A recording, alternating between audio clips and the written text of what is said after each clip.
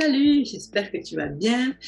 Bienvenue dans cette nouvelle vidéo où voilà, on va discuter aujourd'hui d'un thème super intéressant comme d'habitude.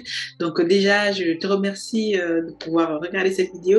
C'est la première fois que tu tombes sur une de mes vidéos. Je te dis déjà merci, bienvenue sur cette chaîne. Moi, je m'appelle Aniel Cruzel et je partage en fait un contenu entrepreneurial hebdomadaire sur l'entrepreneuriat parce que je pense que voilà, moi c'est le moyen par lequel qui me permet depuis à peu près un an et demi de pouvoir travailler dans les projets dans lesquels je veux faire, investir et aussi mon but ici c'est de partager mon expérience, mon vécu, tout ce que je fais au quotidien afin que cela puisse aussi peut-être aider d'autres personnes et inspirer aussi d'autres personnes. C'est vrai que depuis quelques semaines on n'a pas beaucoup eu le temps de faire des vidéos, on était vraiment super occupés avec des projets ici au pays et voilà.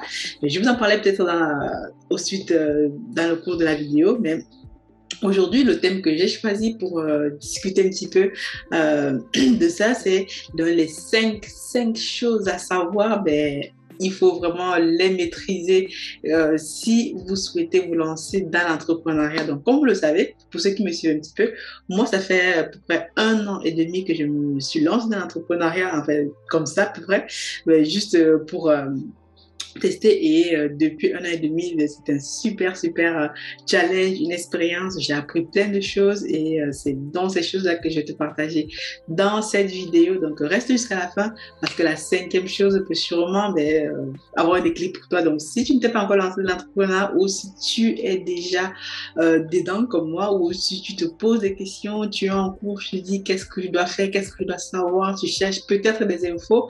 Peut-être cette vidéo va peut-être faire sens pour toi, donc n'hésite pas à liker, t'abonner, peut-être partager si tu penses que le contenu que je délivre ici est super intéressant pour toi. Donc on se retrouve tout à l'heure et stay tuned.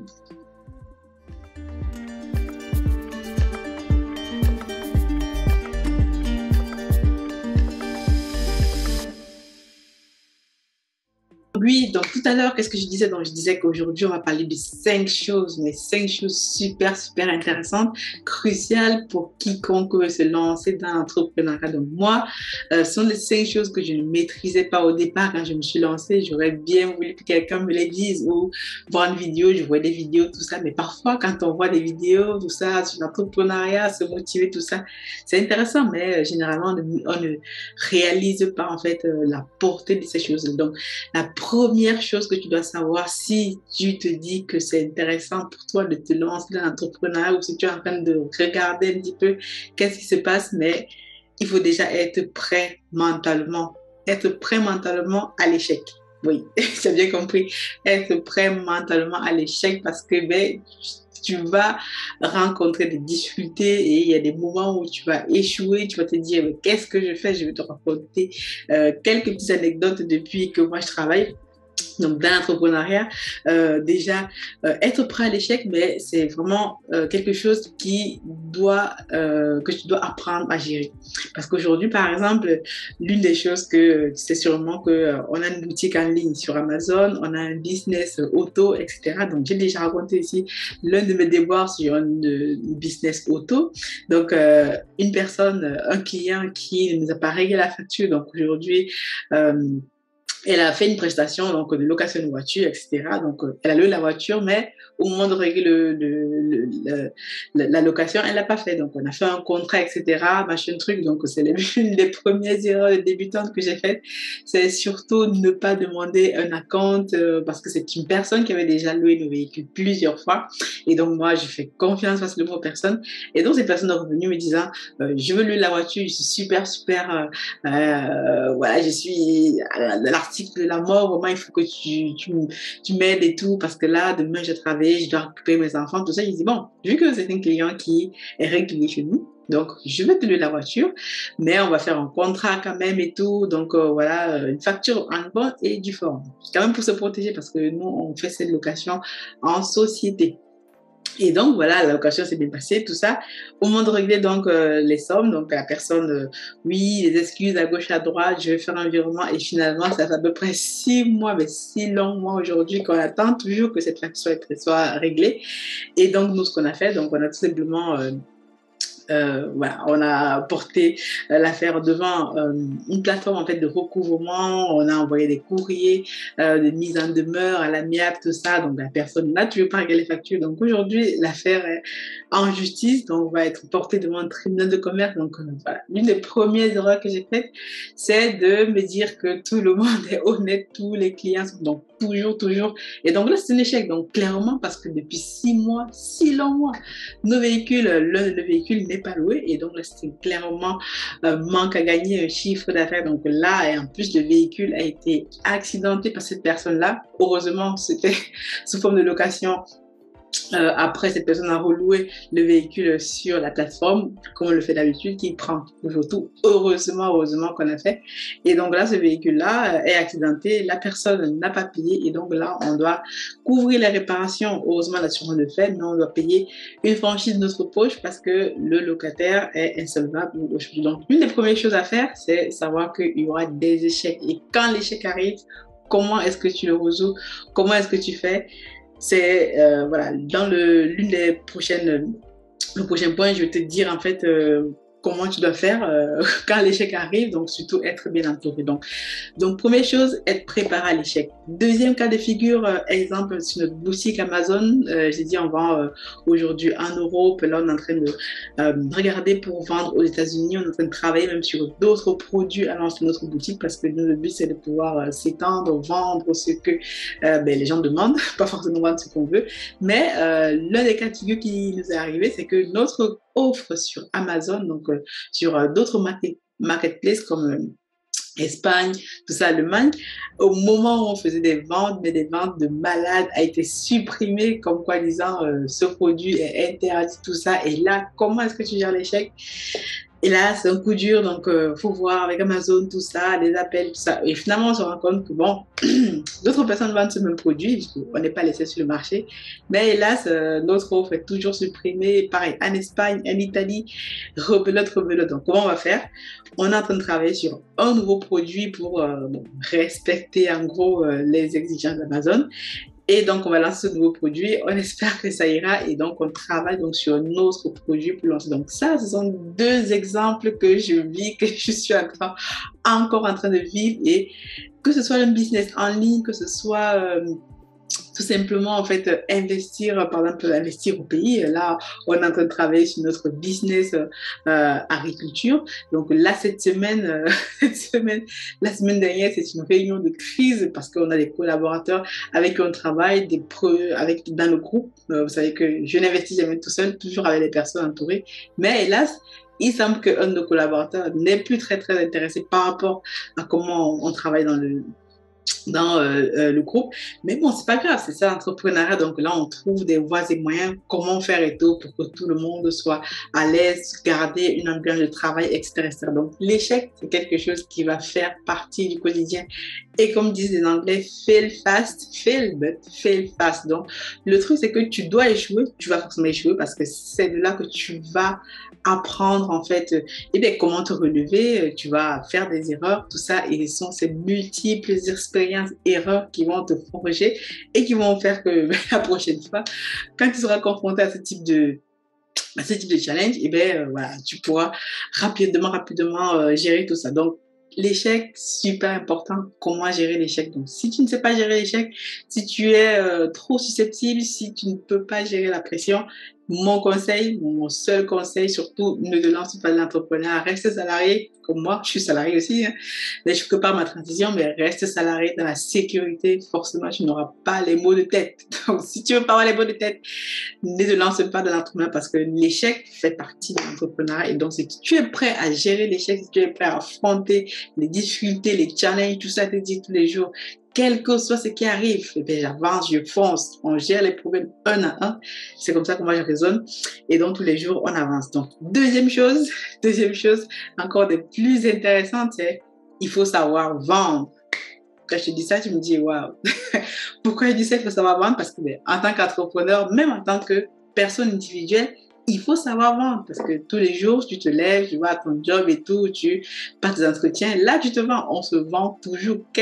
Moi, je me suis rendu compte que dans la vie, en fait, on se vend. Quel que soit ce qu'on fait, on se vend. Tu passes un entretien, même pour aller te marier, pour ta copine, et bien, tu vas la séduire, tu vas forcément te vendre. Et dans l'entrepreneuriat, c'est encore l'une des choses les plus cruciales. Moi, je ne savais pas du tout ça quand je me suis lancée, mais vraiment, si on me l'avait dit au début, peut-être que je me serais formée, j'aurais fait peut-être autre chose, mais je ne regrette pas parce que au fur et à mesure, je me suis formée et comment vendre en fait, comment réagir quand quelqu'un vous dit non. Vous allez proposer votre service, vos offres, etc. On va vous dire non. Donc, et l'une des choses, comment moi j'ai appris à maîtriser ça, me détacher de toute émotion. La dernière fois, dans une dernière vidéo, je parlais de que les professionnels, en gros, se détachent de toute émotion. Qu'ils perdent ou qu'ils réussissent, c'est line, c'est tout plat. Et donc, c'est exactement ceci qu'il faut faire. Donc, moi, j'ai appris ça donc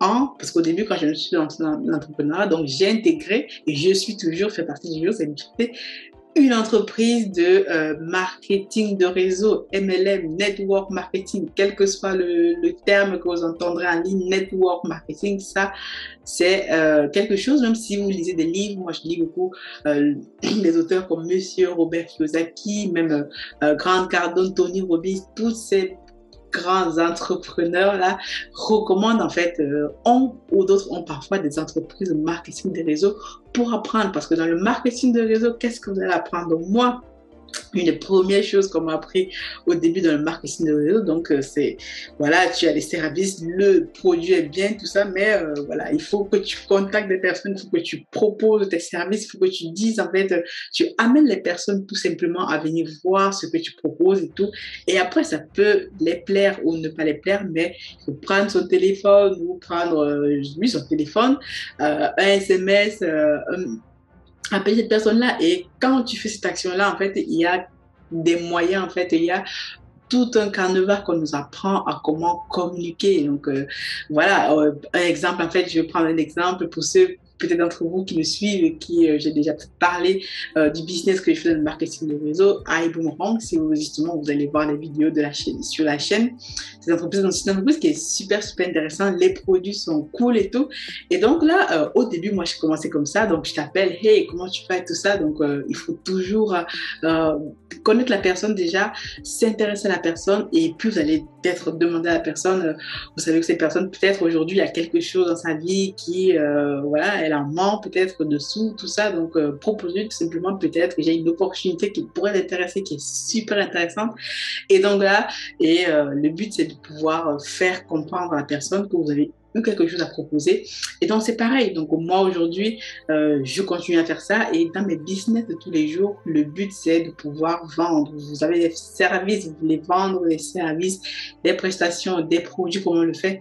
Ce n'est peut-être pas verbal, mais en ligne, aujourd'hui, vous allez préparer votre présentation, les mots que vous allez choisir pour décrire vos produits, tout ce que vous allez faire en ligne, comment présenter votre service, votre produit. Donc, tout ça fait partie de comment savoir vendre. Donc, moi, j'ai pas pris de formation pour comment savoir vendre, mais je pense que être partie intégrante d'une entreprise de marketing, de réseau relationnel MLM, mais c'est là en fait où on se forme, parce que là-dedans, quand tu rentres, on n'a pas besoin d'avoir tes diplômes, etc. Donc, tu commences from scratch comme tout le monde et tu apprends auprès des meilleurs. Là, on se forme vraiment là auprès des meilleurs.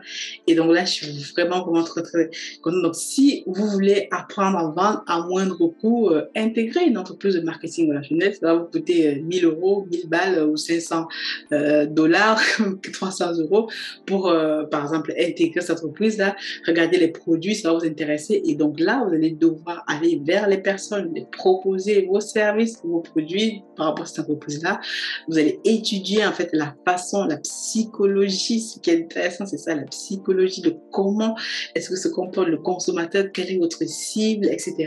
Et donc, pour chaque personne, moi, quand je m'adresse à chaque personne, c'est vraiment ciblé, parce que toutes les personnes n'ont pas les mêmes attentes face à mes produits ou face à ce que je leur propose. Par exemple, nous, dans cette entreprise de marketing relationnel, iBoomerang, on a un service de location de voiture, de drive share, on va dire, un service en fait qui permet aux personnes d'économiser des sous quand ils voyagent, un autre service financier qui aide, qui apprend aux personnes à faire du trading, moi ce que je suis en train de former en ce moment, un autre service qui va permettre aux personnes d'économiser des sous sur le facture. Donc chacun des services est totalement différent et parle à des personnes différentes. Donc, une personne par exemple qui adore voyager, tout ça, donc moi je vais lui proposer ce service-là gratuitement. L'autre personne qui est intéressée par les finances, tout ça, donc je propose. C'est donc toujours adapter votre discours en fonction de qui est en face de vous. Et donc, ça suppose que vous vous intéressez un temps soit peu à la personne à qui tu t'adresses. Donc, toujours vraiment build relationship. Moi, il y a un livre que j'ai lu aussi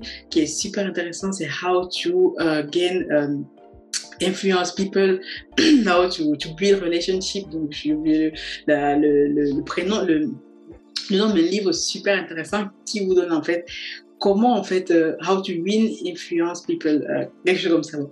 J'ai oublié le nom, mais c'est un livre en fait qui vous apprend à savoir comment est-ce que vous allez voilà.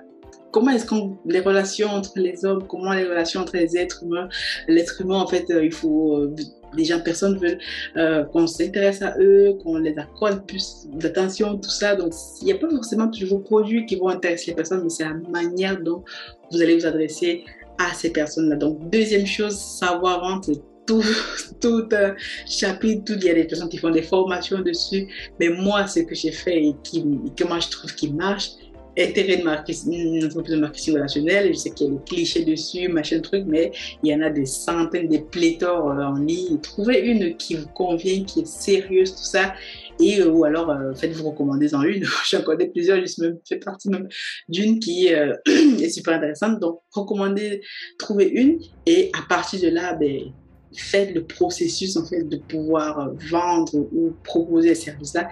Et à la fin de ça, même si vous restez ou vous ne restez pas, mais vous allez gagner énormément, mais énormément d'expérience. Et tout cela, ça vaut parfois des formations que vous allez payer des centaines de milliers d'euros ou des euros par là. Et donc, ça va vous faire gagner énormément de temps. Vous allez rencontrer des leaders, des entrepreneurs qui, comme vous, d'autres personnes, vous allez partager vos idées. Et moi, c'est ce que j'aime. Donc, troisième chose, on était où? Donc là, on va se dire, l'une des troisième choses à savoir lorsqu'on se lance dans l'entrepreneuriat, c'est vrai que vous devez être multitâche. Donc, je sais qu'il y a des personnes qui n'aiment pas, qui ne sont pas multitâches, ou même il faut savoir que vous allez devoir travailler sans compter la semaine de 35 heures. Et bien, c'est net, il n'y a pas de semaine de 35 heures. Vous devez être multitâche, tu dois être multitâche. Pour les femmes, parfois, c'est facile parce qu'on dit que les femmes sont multitâches, mais en gros, vous devez être un petit peu calé partout. C'est-à-dire, moi, pour vous donner un exemple, moi, je travaille dans mon boulot à temps plein tous les jours, mais laisse que j'ai un peu de temps, laisse que je suis à la maison, par exemple, à travail, donc je gère toujours, voilà, je regarde un petit peu mes business, comment ils vont, s'il faut que je crée une offre là sur Amazon, s'il faut que, là, on est en train de commander nos produits chez notre fournisseur en Chine, il faut suivre ça, il faut que je contacte le designer pour qu'est-ce qui se passe, traduire un document, là j'ai dû traduire la dernière fois rapidement notre user manual, donc le manuel qui explique nos produits, parce que à la base il est en français et en anglais, et on avait un client qui le voulait en espagnol, donc il fallait que je le traduise rapidement pour pouvoir lui envoyer. Donc être aussi proactif, parce que un client veut voilà avoir une réponse à la question qu'il vous pose, savoir que ces réponses, le produit que vous vendez, non seulement il y a des qualités, mais aussi derrière qu'il y a un suivi derrière. Donc être multitâche, c'est quelque chose qui va énormément vous servir. Vous n'avez pas le choix, les choses que vous ne comprenez pas, tout que je ne comprends pas. Parfois, je me forme en auto-formation, je regarde des livres, des vidéos, etc. Ce que d'autres personnes font, je regarde ce qui se fait et derrière, j'adapte tout ça à ma propre sauce et voilà, et ça marche plutôt pas mal. Les clients sont contents. Et donc, voilà, donc surtout, moi, un entrepreneuriat, surtout au début, vous ne devez pas compter vos heures. Donc, si vous voulez vraiment faire de cela votre gagne-pain à long terme, parce qu'à court terme, donc, voilà, il faut avoir un boulot qui vous ramène des sous. Et derrière, vous travaillez voilà, sur vos projets en temps partiel, quand vous êtes chez vous, le week-end, etc. Vous organisez comme vous voulez, mais sachez que vous allez devoir travailler, vous allez devoir sacrifier certains moments ou à regarder la télé, ou à regarder des vidéos en fond de personnes déjà même en ligne.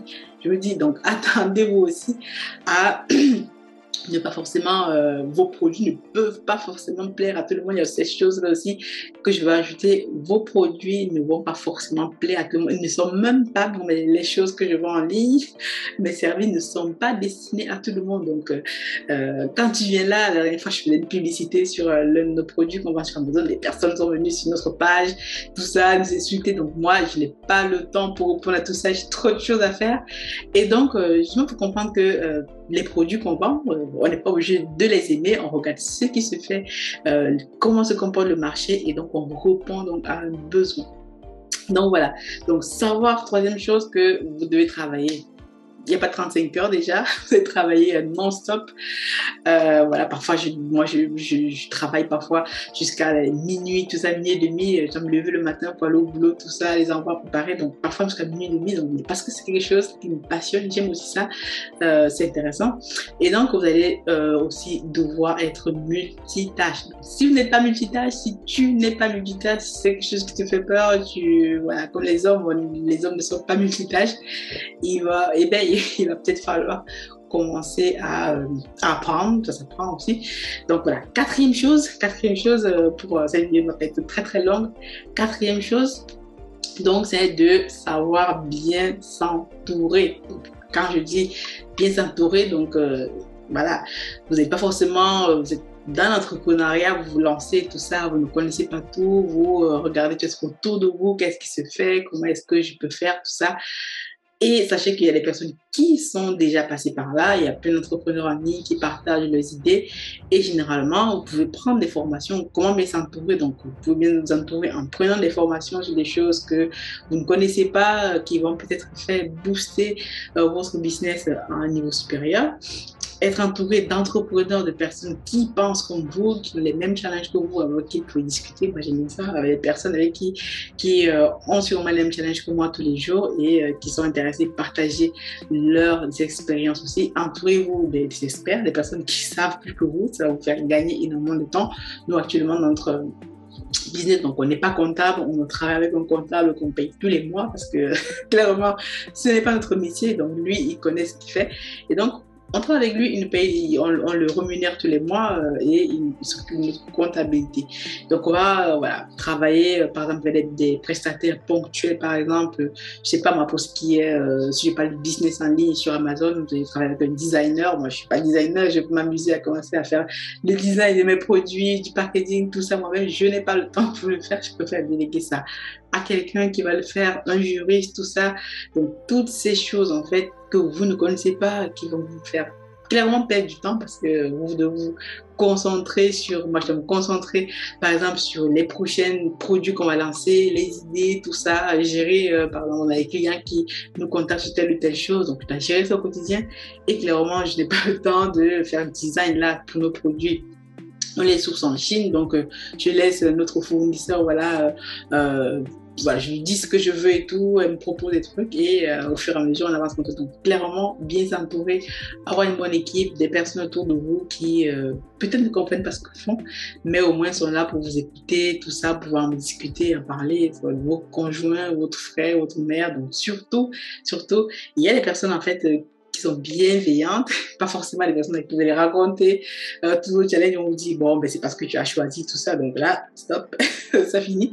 Donc trouvez des personnes autour de vous qui sont bienveillantes, qui vont peut-être comprendre vos difficultés au quotidien, des entrepreneurs, inspirer d'autres personnes. Moi c'est pour ça que je fais cette vidéo parce que je pense que en tant qu'entrepreneur, on doit aussi partager notre vécu, nos choses. Moi, je parle ici des choses que je fais tous les jours, que je vis, pas des choses des personnes, d'autres personnes. Je ne connais pas d'autres personnes et je n'entreprends pas chez les autres. Je fais mes propres business, mes propres expériences et donc c'est cela que je partage ici. Donc, ça peut intéresser les personnes ou pas. Donc, moi, le but, c'est quelques années plus tard, quand ma fille regardera mes vidéos, elle dira ah, mais maman, c'était intéressant ce que je disais ou peut-être qu'elle me dira que je disais totalement de la merde, mais au moins, ben, j'aurais fait ça et c'est intéressant aussi de pouvoir faire cet exercice de faire des vidéos en ligne. C'est la toute première fois de ma vie que je fais ça, mais je trouve que c'est intéressant, il faut une première fois à tout.